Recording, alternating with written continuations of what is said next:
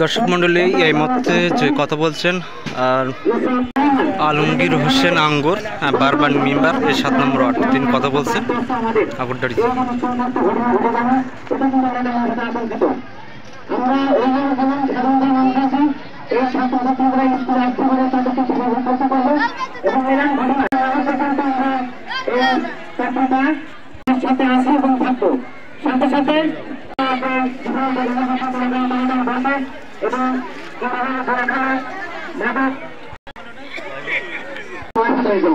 এর একটা কঠিন প্রস্তাব ছিল কিন্তু এদের ওয়াইফাই টাকা লাগে এইসব টাকার জন্য গাঁজা খাওয়ার জন্য ফ্রিজ খাওয়ার জন্য কিন্তু এই ঘটনা ঘটেছে। আমরা এখানে দেখেছি কাল কিছু মুরব্বী আমাদের মুরব্বীরা প্রতিবাদ করছিল, প্রতিবাদ করার পরে কিন্তু তাদের অন্যরা কিন্তু বলে থাকতো আসলে একটা অন্যায় করে প্রতিবাদ করলে তার পরে থাকতো। আমরা যেসব মুসলিমরা ছেলেগুলো আছে তাদের গার্জেন আমরা করি সচেতন রাখবো, তাদের গার্জেন কিন্তু সচেতন নিলে কিন্তু সচেতন হবে না।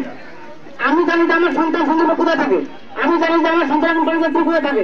এখানে আমাদের চেয়ারম্যান আছে এবং ছাত্রছাত্রী আছে এবং শিক্ষক আছে, সবাই সমানভাবে আমাদের এই প্রতিষ্ঠান থেকে যেন সমানভাবে চলে এবং ছাত্রছাত্রী আসতে